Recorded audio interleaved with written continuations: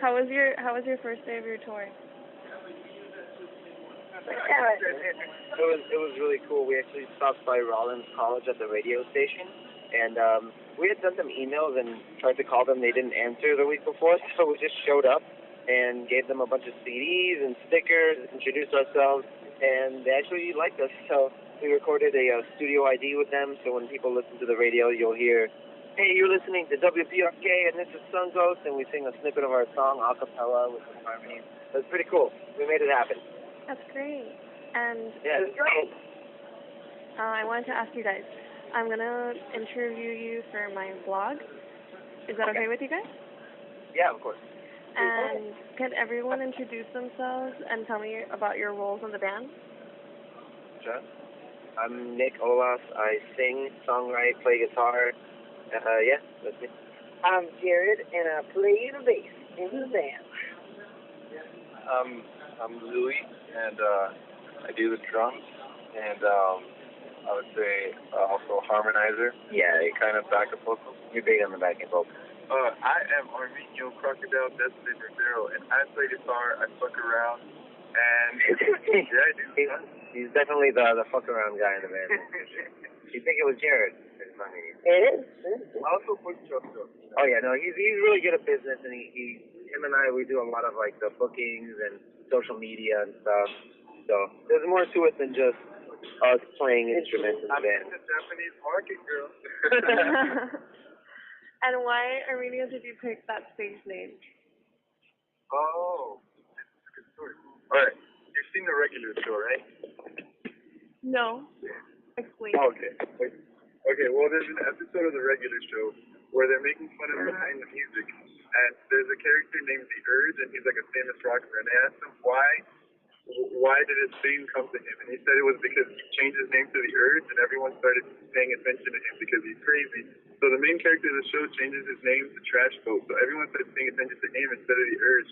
So The Urge from the future goes back in time to kill Trash Boat, and then while he's doing that, like 30 other rock stars from the future travel back in time to kill each other, and one guy shows up and he says, "Is anyone here named Crocodile Destiny?" So that's the name of a rock star from the future. I'm a rock star from the future. That's awesome. And we should all change our names to like characters from that episode. You should.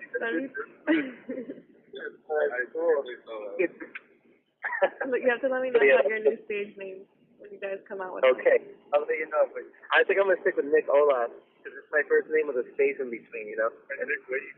Yeah, Nick Wade. We need a name for Jared though because of his moves on stage. Jerry Danger.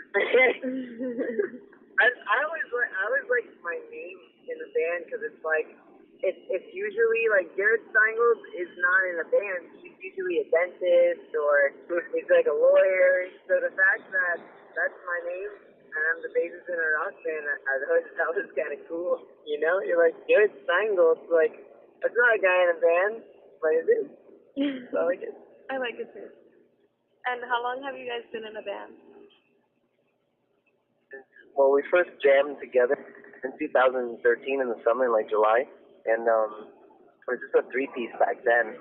But then we brought Louis in because the shit. He's like the best drummer ever, and Arminio preferred playing guitar over playing drums. So. And how did your band form from the 4 members?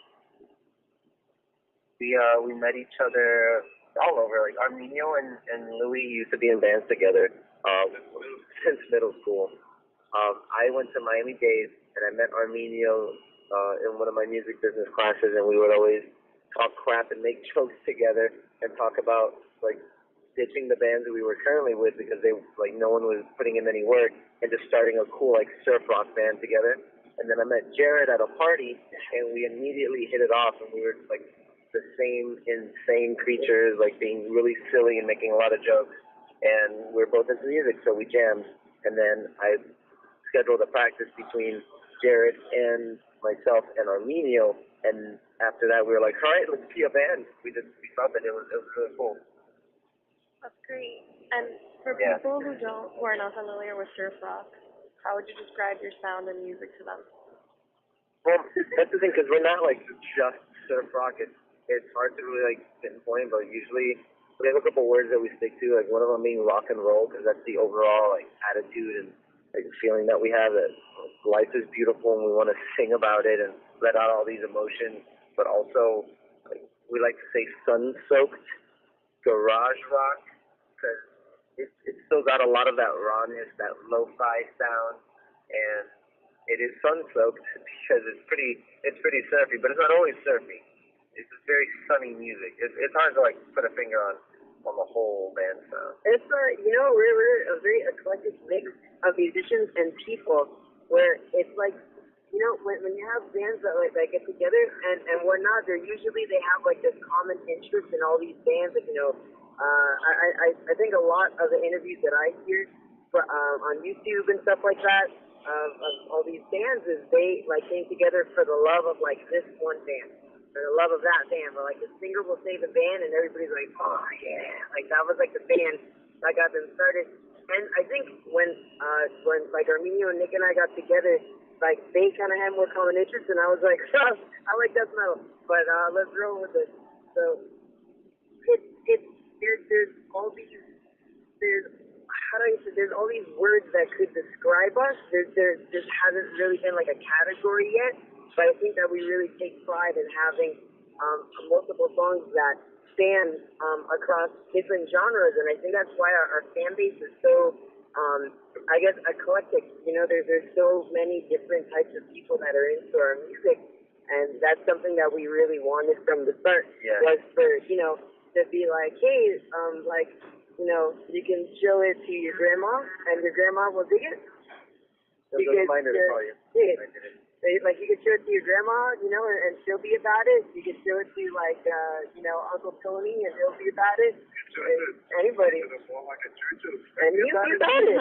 So that's pretty cool. There was a giant mohawk at our last show, and Jared's mom was there. And yeah, what the hell? It was super cool. Yeah, it's all these different people, and it's nice. It's indie, and it's rock and roll. And there's even like this little bit of like kind of like a glam thing now that we have going on too, with at least that with our aesthetic, and it's nice. I mean, I don't wear makeup for sure. See? But I totally agree with you guys. What I found astounding is when you guys were performing and like you created this huge mosh pit in the center of Churchill on Saturday. And that was like a world beautiful.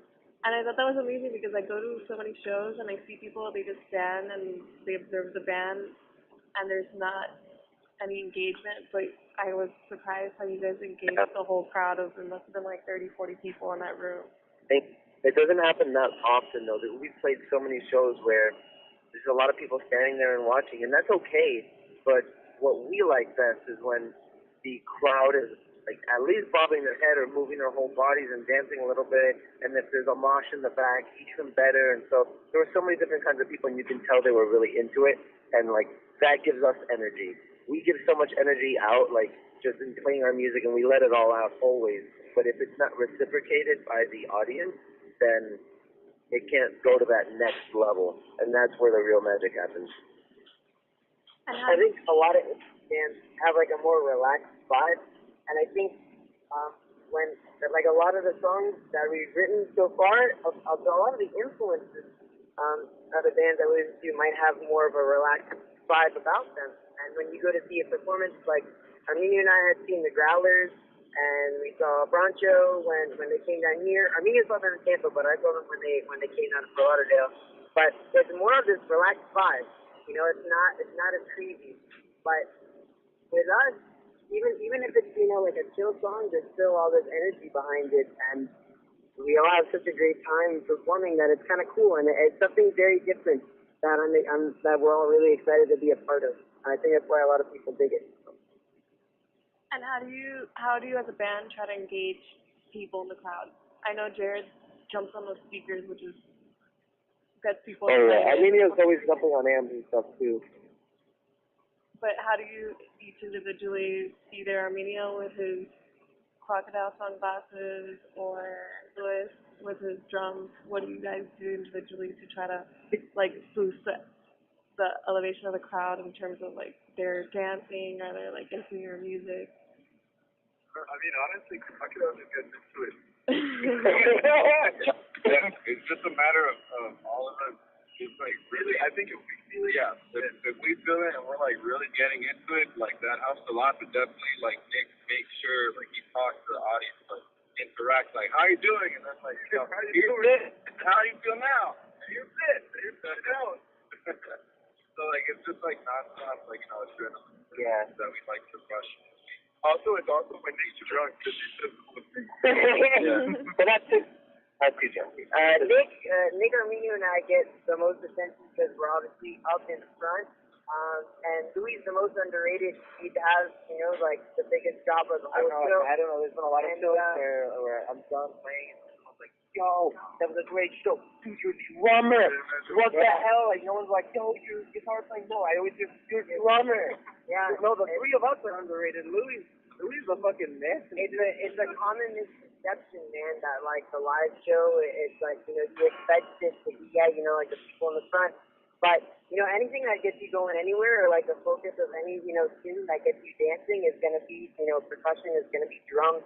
And Louis is such an integral role of the band. And if it wasn't for him being the kind of drummer that he was, I don't think that we would play as well. Yeah. We wouldn't play as well. It's a simple fact, man. And every song, too, is so different. Every beat that he does is so different. He's a very diverse player. He knows a lot of theory and studies jazz, and that's why, we're just blowing you up right now, Louis. Yeah. That's why he can get along with all these songs. Yeah.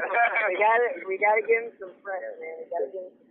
I've always been a fan of writing a lot of different styles of songs. I've always loved bands that you listen to their album and it's not all the same sound, it's not all the same tempo.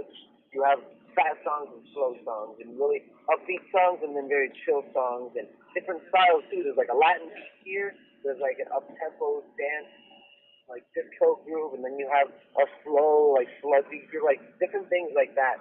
So I really like that I can bring up all these different styles and say, hey guys, let's write a Motown song now. And the guys will do it. And it won't sound like, oh, SunGhosts is trying something new now. It'll sound like, oh shit, this is a Motown song with SunGhosts flair on it. So it always sounds consistent. And that's, I think, one of the best things, that we're all great musicians, that we can all play these different styles and really let out the same SunGhosts energy in all of it. And what inspires you to write a song? Is it experience? Is it a mood? Is it interaction with somebody in the crowd, or is it from school? It's really emotion, just like emotion and experiences in life in general. Basically, it's emotion and experience in life. And for example, on the EP, like BB Gun, I wrote it when I was going out with this girl, and then we had a terrible breakup, and so the end of the song, while I was writing it, started to get a lot darker. So that song really depicts all of that emotion. And let's see, like Till the City Goes Under is about our experiences with the Miami rock scene and how difficult it is for bands to really make a name for themselves here.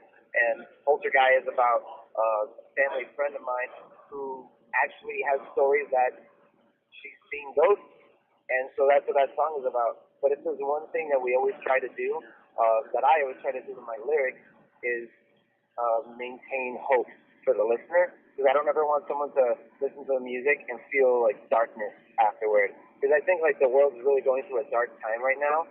It's very split between a lot of progression and positive progress, just in general. But then on the extreme, there's a lot of radical, terrible things that are happening. And I think that people really need to be reminded that there is always hope, and that we continue to make the world a better place through love. And I think that's important. Where's love? I completely agree with you. And that, what you just said, is what I believe in, that right now the world is going through like a complex situation in terms of the music scene is not set in Miami, and people are like longing for like great live music, and also for like great headliner bands such as, TV on the radio to come back and do bigger shows. And I wanted to ask you, what are your recommendations for artists starting a band but have to balance their work life, personal life, and dedication to their band? Well, priority setting. You have to know what is important to you. If you really want to be in a band for the rest of your life, if that's what you want, then you'll make it happen. But to be a little bit more specific, What was the Rolling Stones? yeah, what was the wrong? It also helps if you're making if you make any money with the band, don't split that amongst the band members because that's not your job yet. Like have other jobs and then anything you make, like you play a show or you sell merch, you know, you use that money for the band. And I've never yeah. Because a band is like a business, even if it's not an official business just yet. You have to always think of it as a business. And Start a band as a business. exactly. What a rock and roll. Yeah, good job. There you go. No, I commend you guys because I know you probably work full time and then you're touring and then you have your own personal life. So I commend band members that are trying to be successful but have to maintain all these like hats. It's not easy. There are a lot of hats, and one of them is social media. That's really important. So one thing that like really we wouldn't be here if we didn't have our support of our family. That's extremely important. And I know Miami is. If there's one thing that Miami is really good at, it's having really big families. And each of us are part of really great families. All of our parents are very supportive of our music and help us out in countless situations. And it's really nice that we have that. If one of our parents hated us for being in the band, or like, oh, I don't want you guys to go on tour, you're throwing your life away, then that would definitely offset the vibe a little bit. But that's not the case. And all our parents and our families see how hard we're working and see all of the return that's coming back, that it's actually being accepted by people. People really like the music, and we're going on more tours further and further away, and they're really proud, and it's really nice to have that support. That's great. All of our families have always had a good understanding that every person in the world is worth something. You know, if you care about something that you're going to do, that you want to do for the rest of your life, and it makes an impact on the world, and you think it's important enough, that will, that'll mean something to a lot of other people.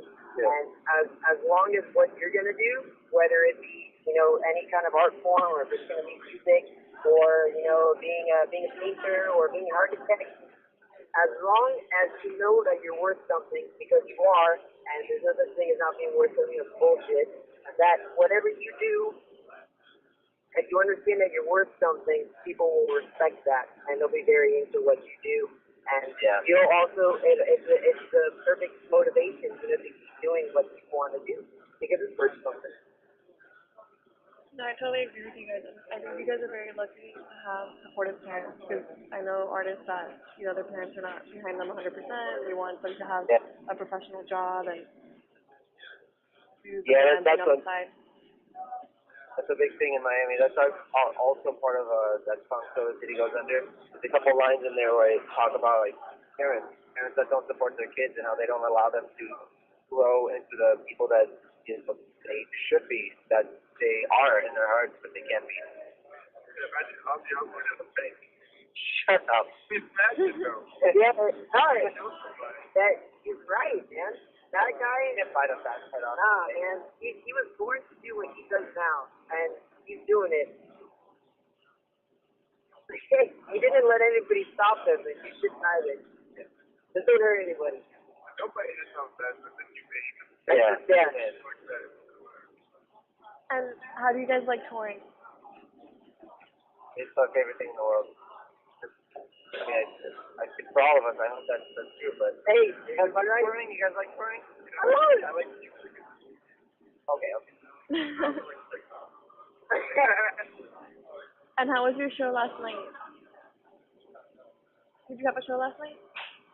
So we have one last night. We have one tonight, and we have one tomorrow. Oh, okay. Tell me about your shows tonight and tomorrow. Yeah. Well, tonight we play the jam in Gainesville with the band called Los Panas, which are Gainesville locals, and they actually play Latin music, which is pretty cool. They play really good Latin music. Yeah. It was funny. It's going to be like a Miami vibe, and then we'll also play with this other band, Monsters from Texas. They play like psych rock and stuff.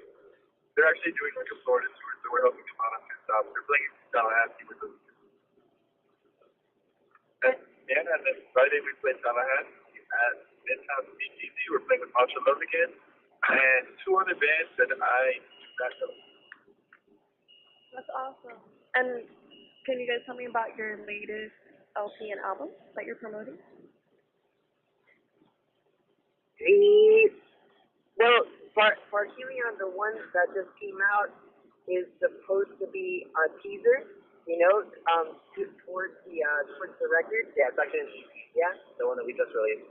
Yeah, so that's an EP that came out now, but it's supposed to be, a preview to what later on what the LP is supposed to be. And what's the name of your EP and album? The EP is called Parhelion, and as far as the album goes, we're trying to kind of keep that on the down low right now. And it's just we're not giving too much away from that. As far as picking the tracks for the EP, yeah, we wanted to put like Till the City Goes Under on it and Polka Guy on it, to not give too much away from the album, just release something of the quality of what we're doing now, as opposed to what we had 2 years ago, because we haven't had a release in a while. Yeah, so we wanted to put out something, still somewhat familiar with what we were used to, but to the standard, quality of what we have now as a band, to showcase that for the upcoming LP. And how was it produced? It was produced by Joel Soleon, who is a two-time Grammy winner. He is also a part of the startup label with Christine de la Huerta, called Orchard House Music, and we're their first band on their label. Yeah. And they're based in Miami. Yeah, they're awesome. They're amazing. And how did you decide the name of the EP? Nick, please. I'm just looking at directions. Yeah. In a mile, take a right. I got you. So the band name SunGhosts is named after this phenomenon that happens sometimes where the sun is rising or setting, and sometimes there will be like a kind of rainbow effect, and on either side of the sun you will see a reflection of the sun, so it looks like there are two other suns in the sky with it, and so that phenomenon is called a sun ghost, and it's also known as Parhelion, the halo around the sun. Like if you see a picture of it, you'll see what I mean. But it's kind of like a bright spot in the sky, like around the sun. It's really cool. It's really meta. And what inspired your creative process around the album? Well, these songs that we have that we're releasing now and the ones we're releasing for the future LP, we're pretty much songs that we've been writing these past couple years that we've been together, and we wanted to get these songs out. There's just a lot of positive energy. We have a lot of fun in our music, let out a lot of emotions, and there's not really a concept behind it all. It's what comes from us and from our experiences growing up in Miami, and we wanted to get that out. And what songs are on the album? I heard that. The EP, the first song. When you say album, are you talking about the EP we just released? You can tell me either. You can tell me the songs are on the EP and the songs are on the album. Oh, okay. Well, we can't songs on the album. That's the one that's. Yeah, we can't talk about the LP at all. Oh, okay. But we can definitely talk a lot about it. Okay. The first track on the EP, called Hydro Pump, is like the most wonderful, beautiful segue into Till the City Goes Under, which also gave that song. I mean, besides re-recording it, gave it a new life, and Nick just kind of took that song, and he was playing Till the City Goes Under, but he just kind of played it faster and like a little bit crazier. And then we already had what we were going into the studio with, to track the whole thing, and Nick wrote it like a week before. And Joel was kind of skeptical. He's like, "You're gonna track something like a week before, like that, that like you just wrote?" And we were like, "Yep." And somehow, man, this band performed simple miracles, and we did it. And that song was incredibly fun to record because it was kind of like it's something that we hadn't played like live yet, like at all.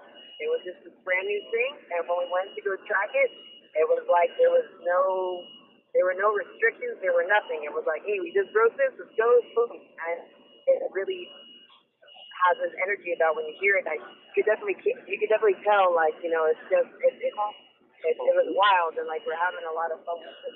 And the second track is "To the City Goes Under." Nick wrote about the state of Miami's music scene and how difficult it is, and in his opinion, is the best lyric he's written. Yes, he was. I'm looking just to make sure. Oh, yeah. That's what you're doing. Yeah, just to make sure. Those videos on the wait, did I write better lyrics? Hold on, give me a second. This is pretty good. Cool.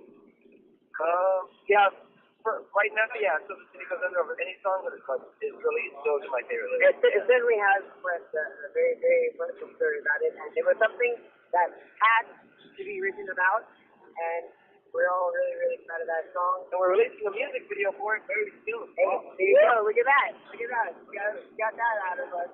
So a video's coming out for that later this month, and that song we've been playing probably, we've been playing a couple of songs for a while, but that one song is something that has been in almost every set, that we played, pretty much every set that we played, Since we started, if we didn't have that song, I don't know if we'd be where we are today.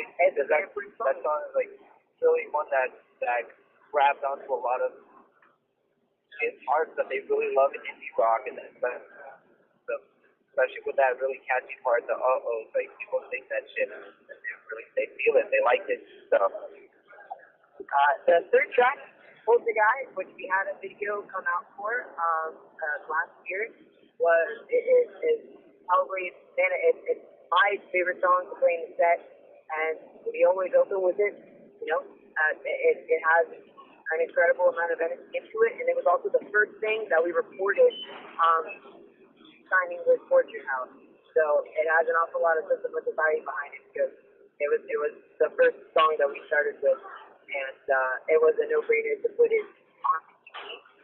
on the fourth and last track is a recording of a song that a lot of people have been waiting for, and we have incorporated it into our set. It's a long song. It takes a break on the EP too, and it fits really well being the fourth and last track on the EP. Nick wrote that one about someone that was just really close to him, and unfortunately, I think like a lot of people can relate to it, which is why that song is doing so well. It's relatively new to people that just see us for the first time and pick it up. They've kind of heard about "To the City Goes Under," and they've heard Proctor Guy because he searched on the internet and the music video comes up. But BB Gun is it's crazy because I think people really enjoy it because it's still us. We have all these songs that have all this energy and this craziness behind them, but that one kind of slows down. And I think it fits really, really well on the EP. And for people to be maybe like a little bit more unfamiliar with that one, and for it to have a longer time also. There was a song like almost like 7 minutes or something. No, 6 minutes. It's like 6 even. It's cool. I think in this day and age, people listen to like shorter songs. For what's popular right now and what's on the radio. But we threw that on there, and the feedback from that song has been awesome. Everything that you did last night about telling us, hey man, like this song is incredible, and I can really relate to it, and this band is really, really good at relating to people, and I think that's where. I think that's important. Man. Yeah. That's what I've always wanted to do with music. Have like write songs that people can relate to, and they can feel better about their own life with. And when you create songs, do you feel like you create them geared to people, or are you more geared to creating the songs from your own personal experience or your own emotions at the time? It's fun because I know a lot of people would bash like other people that write songs, like, oh, you're not supposed to write for other people, you're supposed to write for yourself, and that's where the true like emotions come out. But I do a mix of both because I write from my own experiences, but I make sure that I make it relatable in a way that other people so people can relate to it. Like when it comes to like Poltergeist, for example, the song like I told you about a family friend I know that sees ghosts and has like experiences with that, and the way I'm singing to this person in the song is I'm telling them that it's not a curse, it's a gift, and that you can see beyond the rift, and I'm just letting them know that there are a lot of scary things in life and there's a lot of mystery, but just have a positive attitude and everything will kind of be okay. And so that I chose to use that experience and cater it to the listener so that the listener could feel good from it. And that's the kind of environment we're trying to create. Like positivity, I've always been about that, and I think it's really important. And do you record your songs in the studio, or do you record them at home? What makes you more comfortable? When we start writing the song, we're definitely doing like demos that I'm recording myself on my computer, which is how we actually recorded and released our first Frosty. But now what we do is we do demos, we get the song to a point that we really like it, and we show it to our engineer slash producer Joel, and then from there we decide are there any changes. If he has any major concerns with the songwriting, he'll bring it up and we'll tackle it then. But usually it's him agreeing that he picks the song and then we record it, and that's how this album worked out. The songs that we've been recording for the album and EP. And do you guys have any before stage rituals? How people like get in a circle, or they chant, or they like say something funny? Do you guys do that, like to beat the stage fright? It's pretty much always a little bit different. There's been a lot of times, like in Milwaukee, when we played Summerfest, and we had our first dressing room, which was really cool. We went in there and we did a little huddle, and we reminded ourselves why we were there, and just passed around some love, and we went outside and we had a great show. And we do that from time to time, but the Saturday at Churchill's, we kind of just got up on stage and we brought up all our stuff. We just right before we played, just kind of look at each other, and give a good brother handshake and say amen, let it all out, enjoy it. And there's always like some kind of acknowledgement, some kind of, all right guys, let's kick it into gear. It's very cool. It's kind of like a brotherhood, the four of us. It's rad because, like, I don't know, if you talk to us before a show, like, we're the same way that we're going to be, like, when we go and play the show. Like, they're pretty much, like, the same way. I guess the reason we haven't really done, like, okay, cool, guys, it's like, we'll all get together, like, all right, unless it was, like, something like Summerfest, which is, like, to... the size of the like a big computer or something like that. Where it's like this past show at Churchill's, all these people were, what's up, man? Saying like hey to everybody. So when we got up on stage, it feels like it's a really kick-ass atmosphere that we create when we're gonna play. That like I've never felt like at any show that it's like I'm not hanging out with my family or something, or you're not like at a party or whatever. Like our shows just feel like this kick-ass party, and you're just like ready to go. So our ritual is kind of like talking to people. Like, and Nick is always like, yo, I'm gonna go give those people stickers or say what's up, or like her name's like, yo, I'm gonna go do this, and so he's like, I'm gonna go do that, and like I'm like, oh, we're gonna go do this right now. Like Our favorite show is kind of just like hanging out with everybody at the venue, especially on tour. That's something really important that we do. Because in Miami, we're more well known. Here, not as much. So we really stress it, and say what's up to everybody and kind of say, hey, what's up? We're on tour from Miami. We're about to play tonight. And we hope you enjoy it. I think it's a great intro. It certainly intrigues me more if I meet the guys before I see them or if I know a bit about them. Just like you're doing for what you're doing now, giving us an interview. We have people, telling us all the time, hey, I heard you, from this, or I heard you from that, from this interview, and I wanted to come and see you. People really like that, and we get that. So that's like our ritual, man. And saying what's good. Nick, I know the stickers work because my friend comes up to me before the show and is like, oh, did you get a sticker of SunGhosts? And I'm like, oh, no, I'll get one later because I talked to Nick. And I think that influence of connecting the band with the fans, I think that is very influential. Connecting with the people that are going to be listening to the music. We live in a day and age where there's so much of everything. There's so many bands, there's so many movies, there's so many, everyone's living in a do-it-yourself age. Anyone can do whatever they want. So it's important to kind of add something a little bit extra in there. That's why, and I mean, it's not like we're forcing ourselves. It's the kind of people we are. I've always been this way in my other bands. It's just the other band members in those bands weren't this way. So I finally found a group of guys that vibe with me, and we all kind of do the same thing, and we create this kind of environment to kind of allow me to be weird because our energy kind of lock in place, and we create this whole general vibe wherever we are, and it's a really awesome, beautiful thing to see happen. And I found the right dude, and we love hanging out with people and connecting on a very personal level. And yeah, I think that's really important, and I'm glad that we're doing it.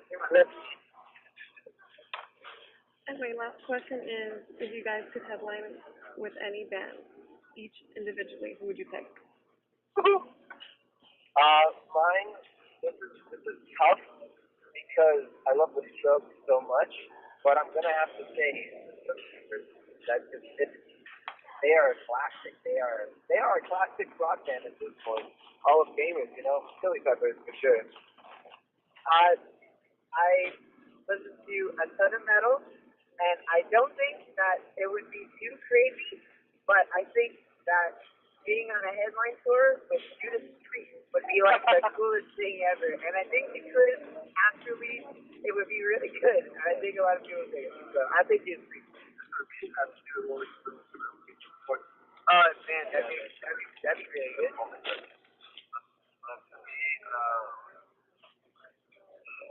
I don't know. I would love to open for any of the classic rock bands, but my personal favorite band is Deftones. That's a dream of mine to open for. Are we only saying people who are alive? Because what if we did a Doors hologram? That'd be interesting. I would want to do the Doors. Then after you. Yeah, like a Tupac. Oh, damn. Would you cover their song too? Oh, hell yeah. We already do. We have a couple Beatles covers. You say alive? Dead? I'd want to do the Doors. Dead. Alive, Judas Priest, dead. Dio. Let's say Dio. Heavy metal. That'd be cool. I would love to open for the original lineup of Led Zeppelin. John Bonham? Yo, mine is that too. I changed mine to that also. We're actually tied to Nirvana. Yeah. Oh, shit. Wait, I changed mine. No, This isn't even guys, this isn't a big. Hey, I'm really sorry for giving you. Yeah. For giving you quite the answer. I think everyone's picks are awesome. I think I signed with Louis though, because he picked the classic rock, right? Artist? Yeah. Right. But thank you guys for your time. Do you want to tell anybody on the interview, your support in terms of what you're looking forward to for 2016, your goals? When are you gonna post the blog post? I'm gonna do it today. I promise. Oh wow. So we're actually, I would love your help with something. We're actually going to be trying to play the first ever Okeechobee Music Festival that's this year, and the Battle of the Bands.